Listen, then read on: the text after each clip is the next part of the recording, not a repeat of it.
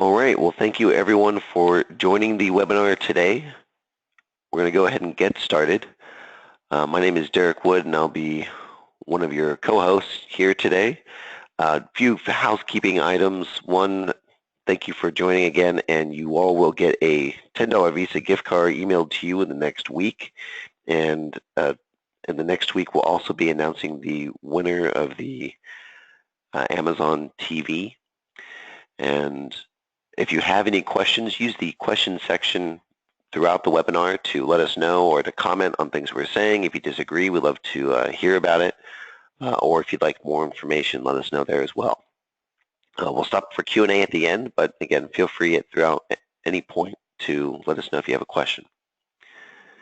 So today we're going to be talking about Stockholm Syndrome in IT. So this is about tape backup. Tapes haven't changed, but you can. The whole idea here is kind of an introduction of ourselves, but we're going to go through a bit of a fact or fiction discussion on why tapes are still being used. Tape technology hasn't changed in a long time. Why is it still around?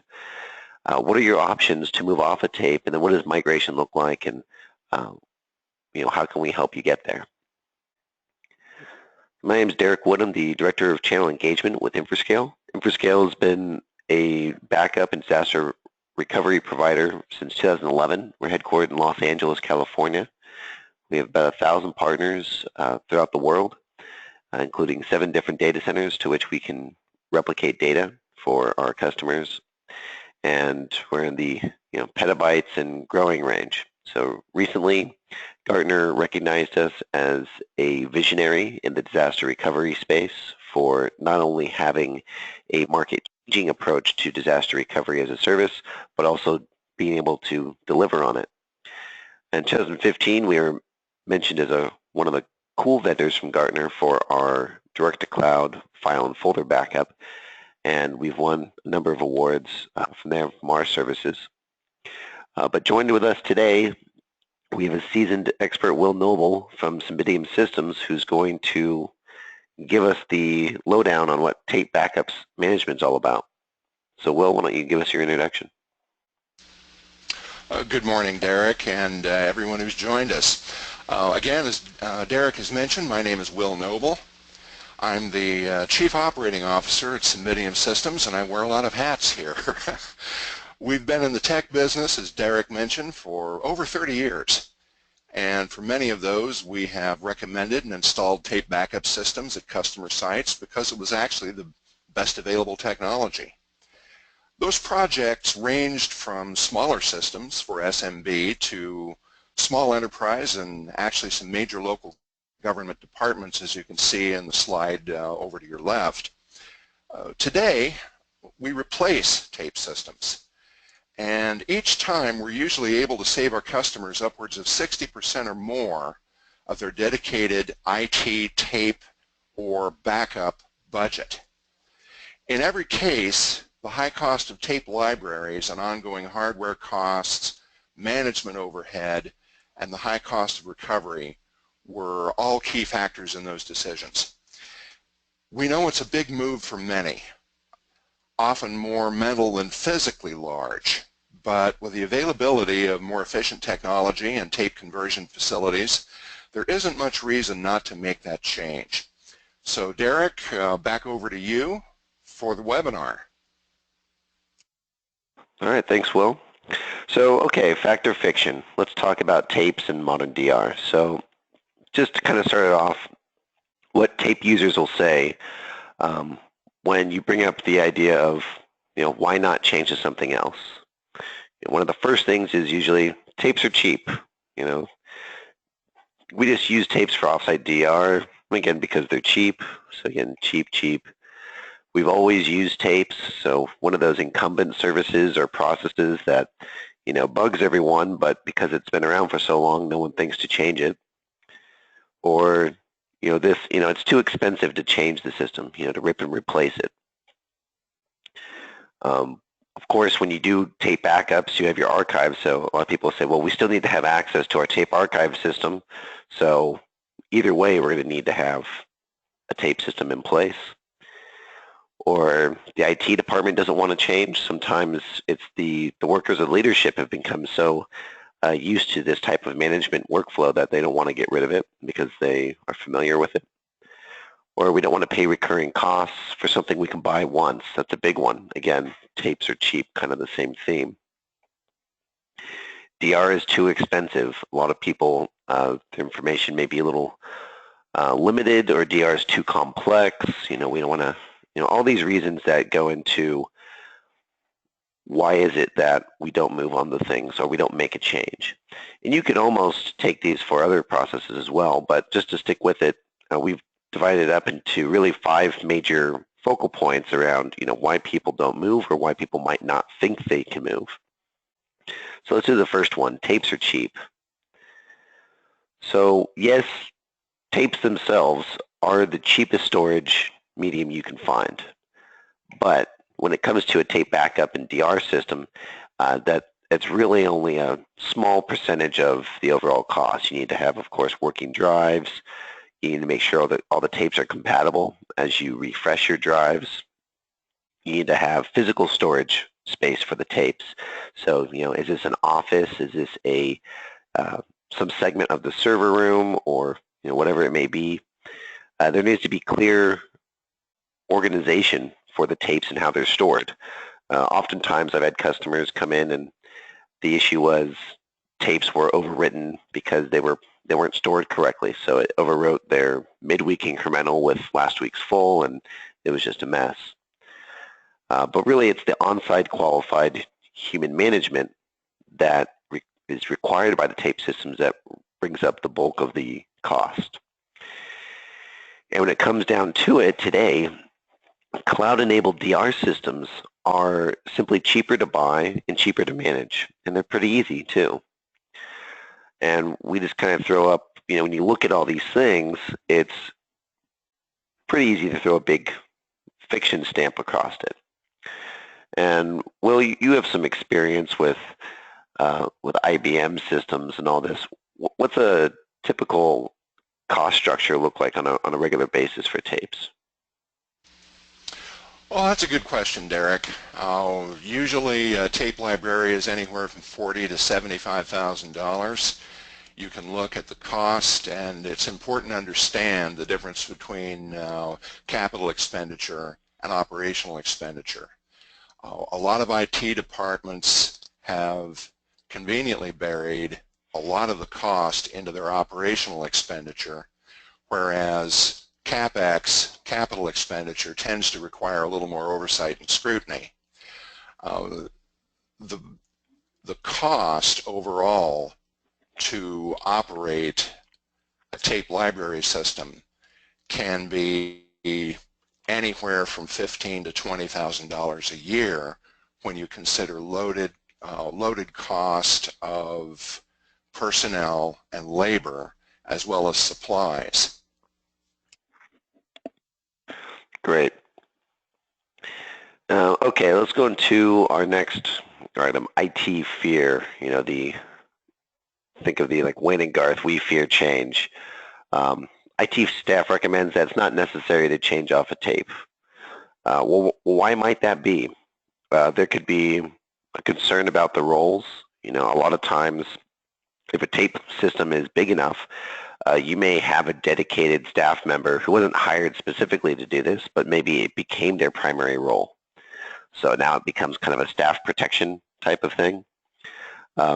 Or maybe their information and experience is simply outdated as far as knowing what they have available to them.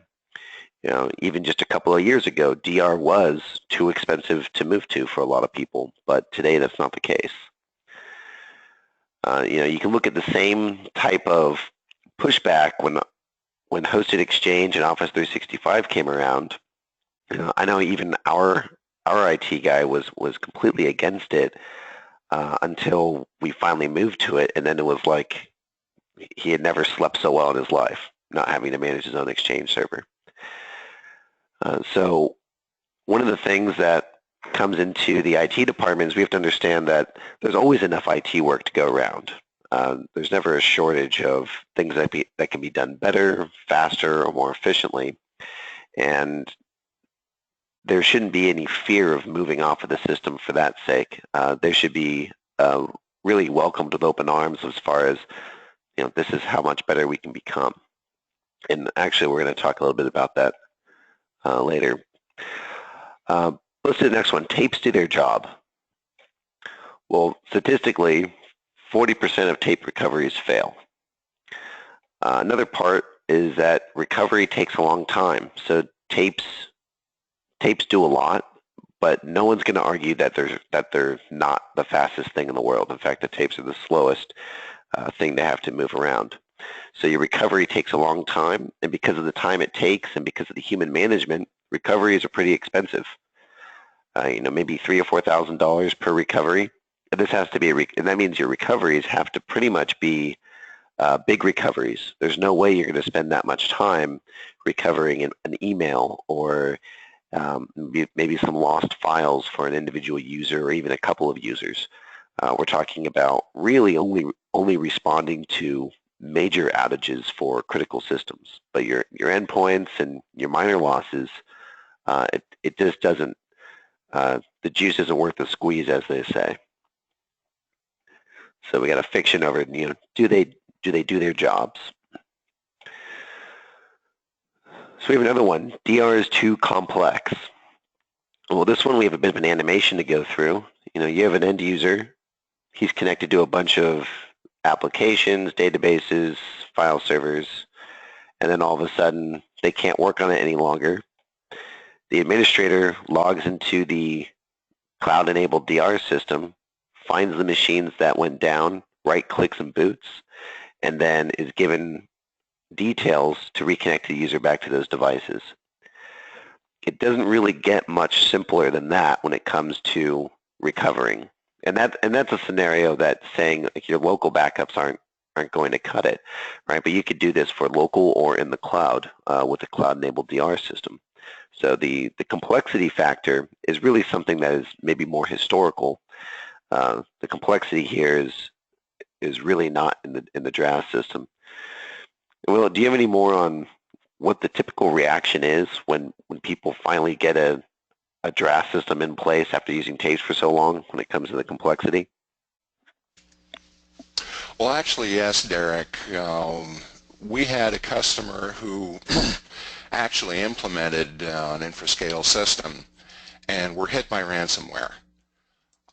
They were able literally to ignore the ransomware request and literally with a handful of keystrokes recover to the point of failure, which made it possible even though the change was difficult. And as you mentioned, there's a lot of resistance based on we've always done it this way, we've never had a problem, why do we need to change? Became, you guys just saved our business. That is a story that I know a lot of people really need to hear. Yeah. And from our standpoint, it was a great win. It's a good feeling to know that you had a hand in making that happen.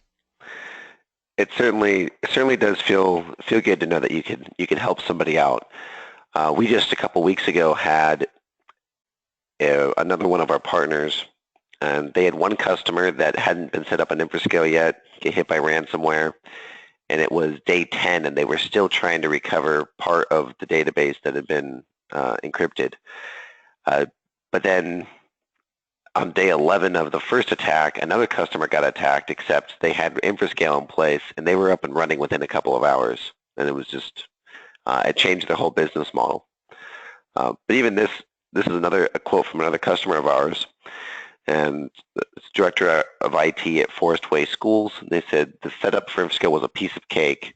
It was just completely and literally straightforward, and that was it. And this goes for everything from the licensing to the actual operation and functioning of the system. There's no individual, oh, you wanted to do granular recovery? Well, we didn't tell you about this extra license. Oh, you want to actually recover data? Well, you have to call us before you want to recover anything. There's none of that. You just set it up and use it however you like. So again, the complication. And now probably the biggest one is, aside from the assumption that tape is cheap, is migration is hard. But with the Infrascale draft system, there's no rip and replace needed. You don't need to overnight just drop everything you have, throw it in the trash, and then put this in place. Uh, you can really easily kind of run our software alongside the tape system. And then once you have a decent enough backup history with the new draft system, you can start to stop running your tape backups. So, some people like to do it about 2 or 3 weeks. Well, what's typical for your migrations, do you find? How much time? Well, and again, there is no standard because we sell to everything from SMB to enterprise. I've seen tape replacement go as quickly as 2 weeks. I've seen it take 6 months, and in one case even a year, because they had so many compliance requirements they needed to run in parallel for that length of time. Conversion can also be a bit of an issue. I know we've had customers who have had to not only run in parallel, but have had to retain a tape system against the time that they may actually need some of that data. Now, in a worst case scenario, there are conversion facilities that will actually convert your tapes to disk. You can also do that job yourself if you've got the server facilities to connect both your tape and the draft system and convert your tapes in that manner. So there are many ways of skinning that cat, but the direct answer is it can take anywhere from a week up to a year. It depends on the needs of the customer. Right. And you brought up a good point on the migration piece. And one of the things that I found interesting is, we have a tape archive system, and we need to be able to have access to this. So we need to migrate this to the new system. But for the most part, once something is defined as an archive, it's usually somewhat of a court order in which you have to get it back. Or short of a court order, it's something where the recovery isn't extremely urgent. I mean, when we say archive, we're talking about maybe 6 months or older at the youngest. But when archives come around, you don't need to have the recovery that quickly. And you brought up there's facilities that you can go to that just handle tape recoveries and tape backups, and they're going to have all the hardware you would ever need. And meaning you probably don't need to do the migration, right? You could probably just keep the tapes, and then if you need to go back to those for whatever reason, you could just go out and pay case by case for these individuals. That's actually correct, Derek. I have never run across a situation where a customer absolutely had to migrate their archive immediately. All right. So again, I think as far as the migration is hard, there's no rip and replace. We can run the systems in parallel, and then once based on all your compliance requirements, once you have an immediate recovery point that's satisfactory on the new system, you can stop managing the old system. So I think we put that into the fiction category also. So, okay, your options.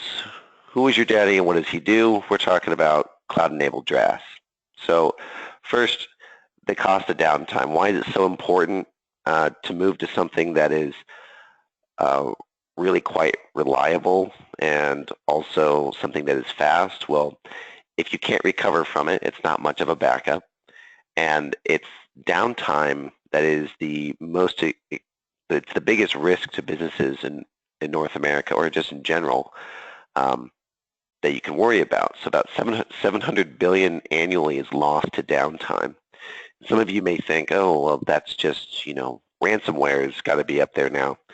Ransomware, even though it's massive, still only is now 10% of that. About $70 billion in downtime is attributed to ransomware. But there are all these other instances of downtime that people don't really take into account. Usually it's just the natural disasters that people think of. Fires, hurricanes, earthquakes, these sorts of things. But for the majority of what you have to worry about, it's about typical things like hardware failure, human error, software failure. And it's about having a solution that's in place that's going to meet all of these. And that's how you're going to make sure that your move from tape to whatever is next is going to be an improvement, because you have to make sure that it's accounting for all these things. So why is DRAS the next step in data protection? Well, we have tape backup, which again, it's the oldest technology that we have at our disposal to date. It's from a initial cost perspective, it's cheap, but of course we discussed that the management's quite expensive, but it's also quite slow. You move to cloud backup, solely cloud backup, and it's a little more expensive than tape, and it's a little faster. And then you have disk backup, which again, faster, a little more expensive. Then you get into your second site failover, and this starts to become prohibitive as far as the cost. Duplicate hardware environments, expensive, point-to-point connections. And then you have DRAS. And what we mean by this is, as these technologies have improved over time, you find that, yes, the recovery ability gets better, but the cost gets prohibitive. And we think that we've put the DRAS solution in this kind of nirvana where you have what would typically be a standard old tape system, but you get the recovery time of 15 minutes or less, like you do with some of these warm site DR systems that were just way too expensive to even talk about. So what does it look like as far as the recovery differences between tape, backup, through hardware and different drives, and then what does a cloud-enabled disaster recovery as a service solution look like? For tape backup, you have your backup step. Well, all of them have the same backup step, okay? But then something happens.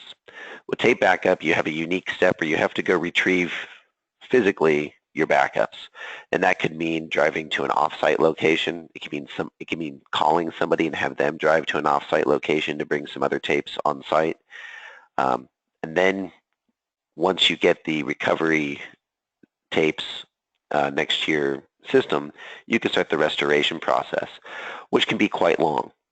In that restore process, before it gets to the green, it means that you recover the full machine, you test that everything's viable and ready to go, and then if it is, you run.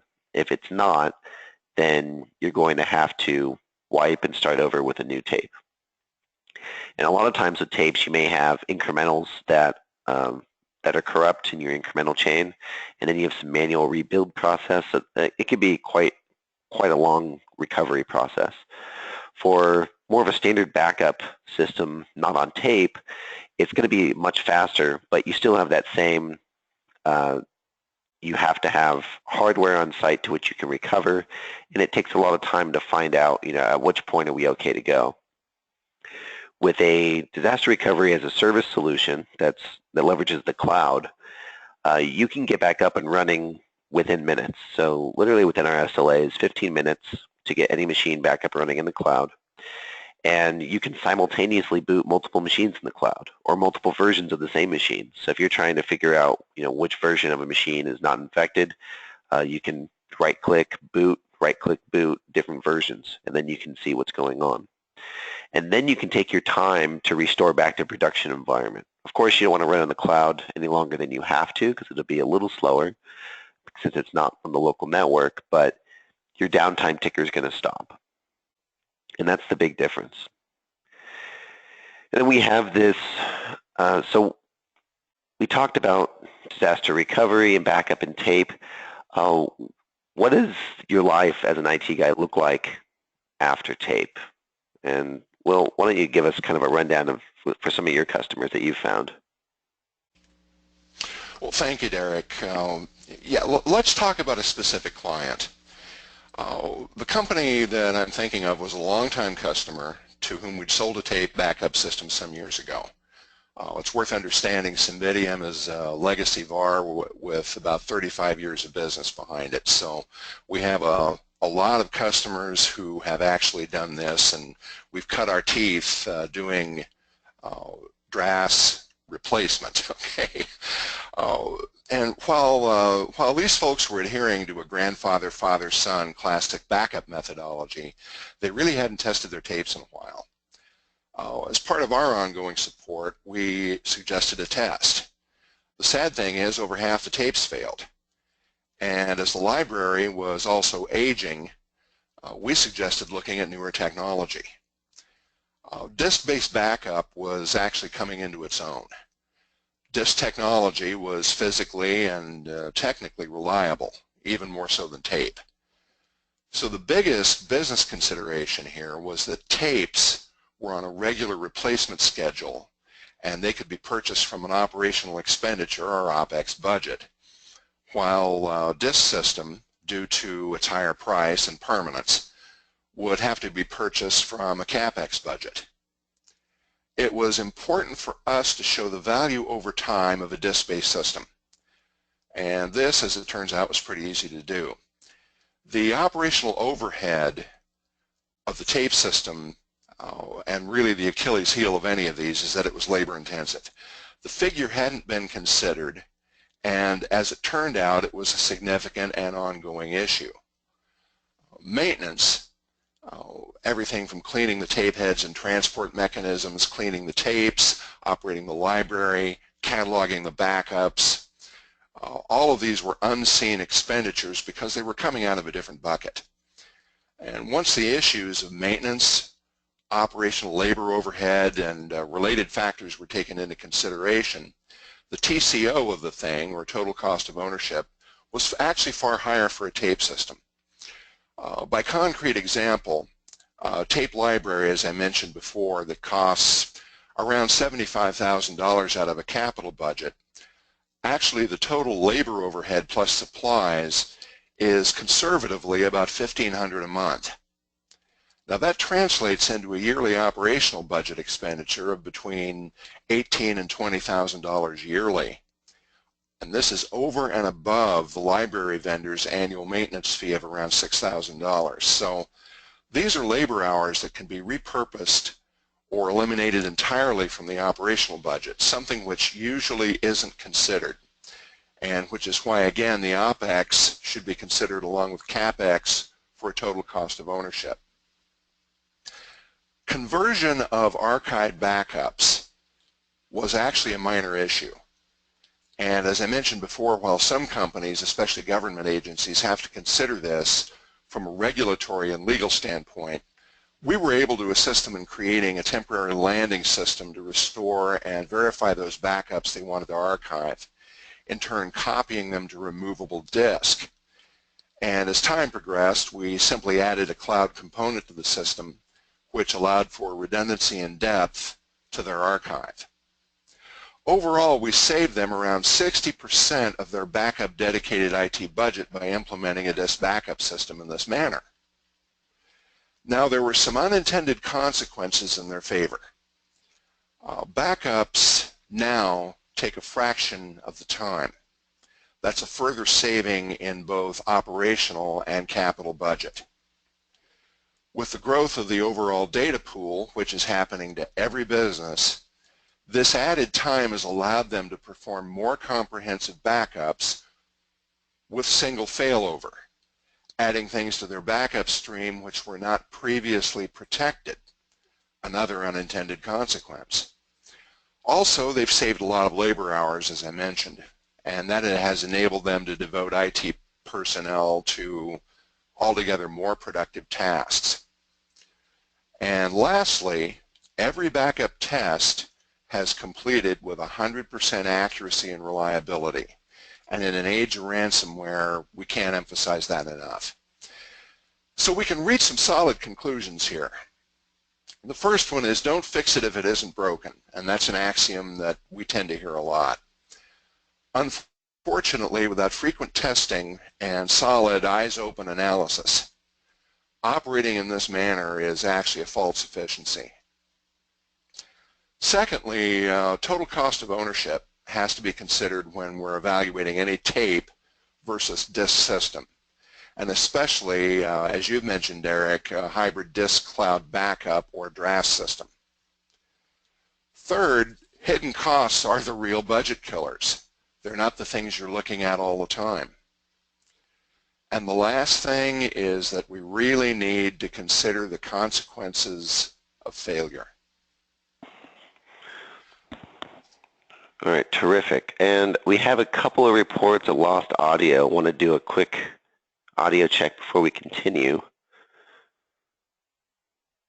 All right, so audio's back.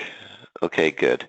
So for the most part, you guys hit everything, or you heard the most important parts, but really what it comes down to is you spend less time managing a system that you need to know is reliable, and you spend less time testing it. So doing a test recovery for a tape system could cost one of your staff a weekend. You know, they need to, and that means they're only going to do it every so often. With a system that lets you right-click and boot to the cloud immediately, and with less than 15 minutes, it actually sends you an email even if you want, hey, we're done, if you didn't have the time to wait. It makes it so that you could do test recoveries on a daily basis, and it would still be less time than doing a quarterly recovery test for your tape system. So overall, your life after tape as either a business owner that's concerned about uptime, or as an IT manager or IT system administrator that's worried about your job security if the system doesn't recover properly, is going to be much better. And we actually have an example of this. We call it A Tale of Two Universities. And Ellen McCree is a system analyst for the University of Virginia Alumni Association. And she had just installed the Infrascale draft system for what she was responsible for. And then the University of Calgary was hit with ransomware. Well, the University of Calgary was on kind of an older system, and they weren't able to recover nearly enough data to justify not paying out the ransom. So they ended up having to paid about $16,000 to recover emails, and they were down for a week. Just a few months later, Ellen was also hit by ransomware, and it was one of those phishing scams that looks like a delivery of a scanned document from an internal office scanner, you know, those big old Ricoh systems, or Xerox. And she said that she didn't even break a sweat because she'd already gone through recovery tests a number of times within the 3 months. And so when she got the call, there wasn't a big panic. It was simply a matter of logging in and doing the recovery, and she had everything back up and running in an hour and a half. And she said that most of that was actually waiting for permission to hit the big red button. So it just goes to show you that, you know, when you have good systems in place that are reliable and are easy to manage, it really goes a long way. And all those other things you think of, well, we don't want to change, we don't want to, you know, go into something new. Those reasons really stop holding much water after you kind of go through it. And since then, the University of Virginia has purchased a number of additional systems from us, seeing how easy this was. So, okay, so we went through the fact or fiction, a bit about your options as far as the different types of backup and DR systems that are in the market. So let's talk a little bit about Infrascale and why we're a great option. First, our mission is pretty simple. It's to eradicate downtime and data loss for our customers. We actually guarantee a 15-minute or less failover for any system into our cloud, and there's no cost while you're running your systems in the cloud. There's no cost to actually right-click and boot the thing. You don't need to call anyone to wait for something to get up and ready. You can do it whenever you like, and that's it. Not only do we offer a full draft system, but we have a cloud backup and recovery option that's terrific for endpoints. So a big part of what you need to be able to protect is not just your critical systems, but you need to make sure that all of your devices are protected. It's estimated about 60% of a company's data resides, or an agency's data resides on end users' machines and not centralized on the server. So you have to take that into account. And the way that we have designed our backup, our monitoring, and recovery options was coincidentally very helpful in the case of ransomware. And so far we've had 0 customers pay out ransoms. Again, Infrascale, what are we all about? For customer-centric, we have support, so we support our partners and the customers of our partners equally. We have always aimed to take what was typically an enterprise-level service and bring it down to a rate that the mid-market can afford. In addition, making that type of service easy enough to use for the mid-market to afford. You don't need a full-time staff to operate our system. It can be done remotely by one guy, no big deal. We did this with cloud backup back when that was too expensive for your typical business to afford, $15,000 a year for a terabyte. And now we're doing it with disaster recovery.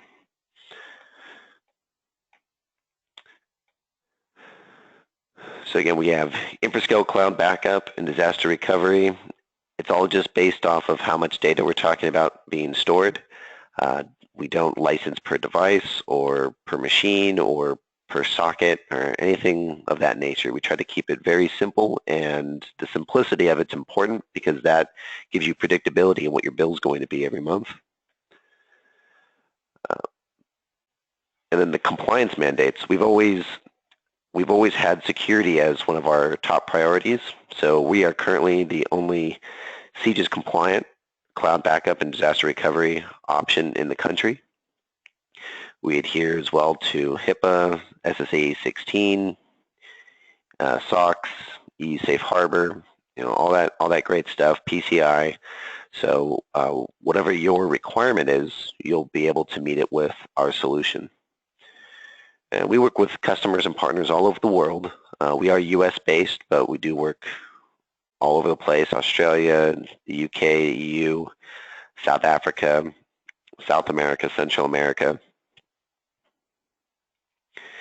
And we specifically work through partners like Cymbidium so that they can be the ones to help deliver the services directly to you.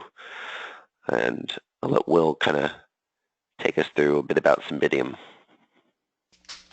Thank you, Derek. As I mentioned earlier, we're a legacy reseller with a 35-year history. We cut our teeth, almost embarrassed to admit it, but we cut our teeth back in the mini-computer days and have followed technology up through technologies like we're discussing now with DRaaS and cloud. We hold certifications and operate specialties in cyber and data security and business continuity. Thanks to our legacy, we have over 2,000 active customers nationwide. 200 of those are completely active at any one point, and those range from SMB to enterprise. We do a lot of what's called SLED business, state, local, and education. We also have specialties, as mentioned below, in everything from manufacturing to general commercial.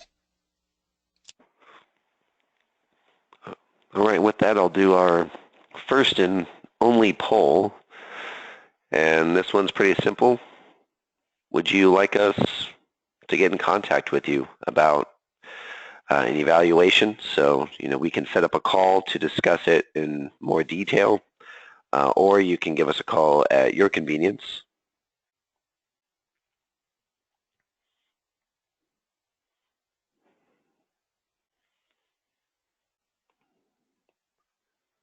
All right, so I'll leave this open for a little bit. So we have, we covered a lot of stuff today, but I hope that this answered your question. Another question that you can answer in the question section: any of you currently needing help in convincing the decision makers to get off of tape systems. A lot of times we find that it's actually the IT department is the one that would like to get rid of it the most, but they keep getting told no because of what it looks like in the books as far as what Will was getting into in the CapEx and OpEx difference. And that's actually something we can help with. We can help you put the numbers together and really make it a no-brainer as far as moving.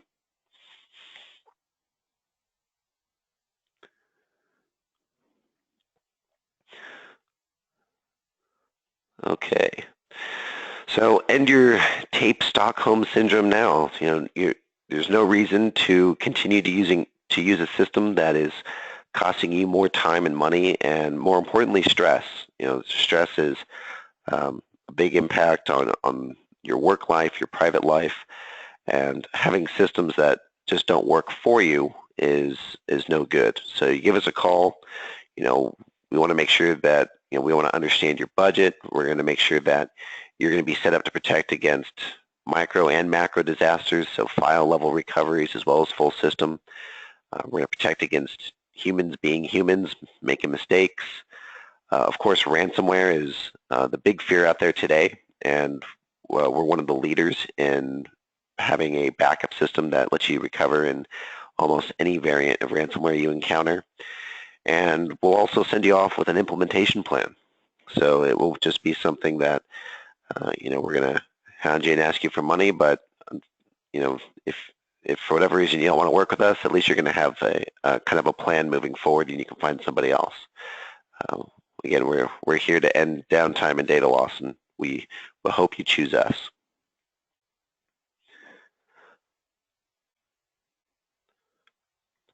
All right, got a couple of private messages here. We have some questions. So here's a first question from Ken. We have 2 tape systems for 2 different offices. How does your solution handle multiple locations? Pretty easily. A lot of people, if you're familiar with DR systems, a lot of times they would have said, okay, we need to have an appliance on site A, an appliance on site B, and we'll replicate those between each other. But then you need to buy 2 appliances, you need to do all this and that, and it gets quite costly. With our system, because of how we leverage the cloud, one, you don't buy hardware from us. It's just a cost of service based on how much storage you have, and both would replicate to the cloud.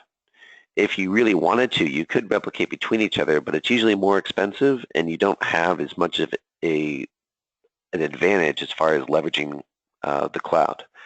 And the cloud is not just Amazon or something, it's our backend. So it's purpose-built for speedy recovery, which is why we have an SLA on recovery for it. Hope that answers your question.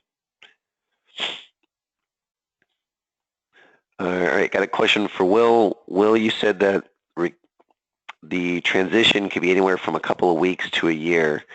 Can you talk more specifically to an SMB? We have 50 people and are backing up about a terabyte and no serious compliance. You'll like my answer.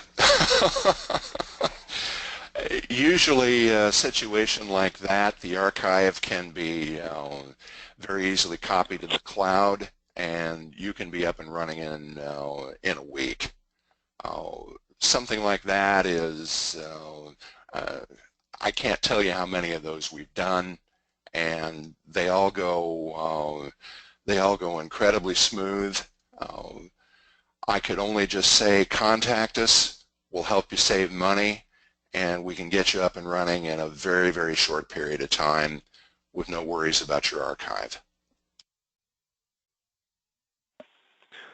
All right, and I got another question here from Gerald. Hey, Gerald. Gerald said you guys mentioned CJIS compliance. Can you tell me a bit more about that? Sure. Infrascale partnered with a company called CJIS Solutions, and they manage a CJIS compliant data center, and all their staff are CJIS, fingerprinted and registered. And we have a big footprint and momentum right now in the CGIS community, I guess I'd call it, because we're the only real option.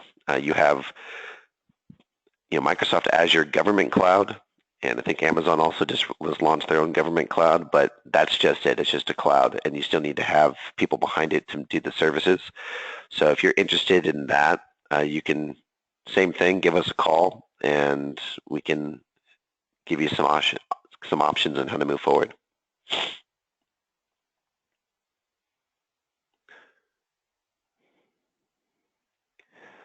I have a question about licensing from Paul. Paul says, how does the licensing work? You said just on storage. Yeah, so we base it off of what you're selecting to back up. So it's the size of the data as it is on the disk, and we use compression on our end in our system for speed and efficiency's sake. So the replication speed from our system is best in the market because of not only a terrific compression system that we've built, but because we've actually built in a deduplication into our replication technology, which is quite unique.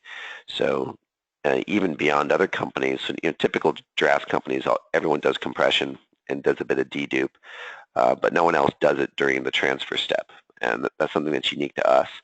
And that's really helpful when you're talking about the time to get your backups completed and also saving on bandwidth. Good question. And again, just give us a call and we'll let you know what to expect in terms of cost for your system.